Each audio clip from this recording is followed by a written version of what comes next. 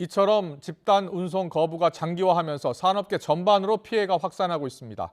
국토교통부와 화물연대 간의 갈등이 깊어져 3차 협상 날짜조차 잡기 어려운 가운데 정부는 29개 운송사와 차주 700여 명에게 업무 개시 명령서를 송달했습니다. 취재기자 연결합니다. 윤혜리 기자.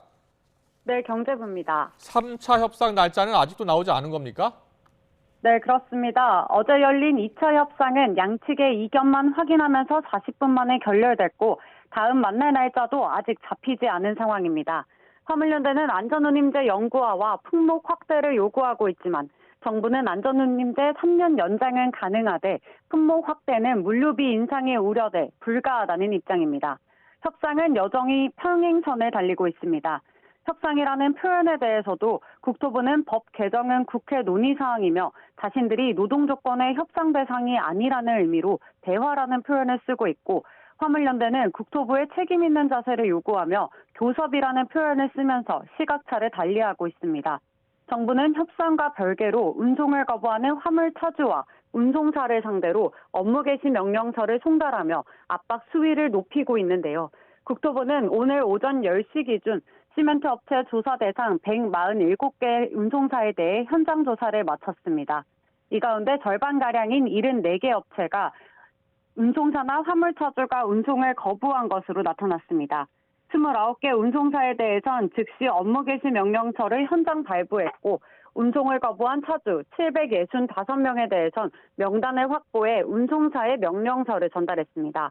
국토부는 현재까지 명령서를 송달받은 9개 업체가 운송을 재개했거나 또는 재개할 예정이라고 설명했습니다. 명령서를 송달받은 다음 날 24시까지 운송 업무에 복귀하지 않으며 처벌 대상이 됩니다. 정부가 피해가 더 심각해질 경우 정유와 철강 등 다른 분야에서도 추가적인 운송 개시 명령을 발동할 수 있다고 언급하면서 양측 간 갈등의 골은 더 깊어지고 있습니다. 네, 전국적으로 지금 파악되고 있는 피해 현황은 어떻게 됩니까? 네, 우선 오늘 오전 10시 기준 전국 12개 항만 컨테이너 반출입량은 평시 대비 64% 수준으로 어제보단 크게 회복됐습니다. 어제 하루 시멘트 출하량은 4.5만 톤으로 업무 개시 명령 발동 이후 2배가량 늘었습니다. 하지만 수도권을 중심으로 주유소 재고 부족 상태가 여전히 이어지고 있습니다. 오늘 오전 8시 기준 휘발유와 경유 재고가 바닥난 전국의 주유소는 33곳으로 늘었습니다. 품절 주유소들이 어제까진 대부분 수도권에 집중돼 있었다면 이제 충남과 강원, 정부까지 피해가 점차 확대되는 양상입니다.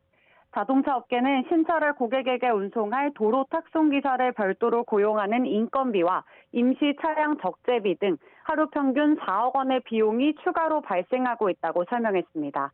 철강업계도 지난 29일 기준 60만 톤에 달하는 철강 제품이 출하에 차질을 겪으면서 약 8천억 원의 매출 피해를 입었다고 주장했습니다. 정부와 화물연대 간 강대강 개치가 이어지면서 산업계 전반에 미치는 피해도 커지고 있습니다. 지금까지 경제부에서 전해드렸습니다.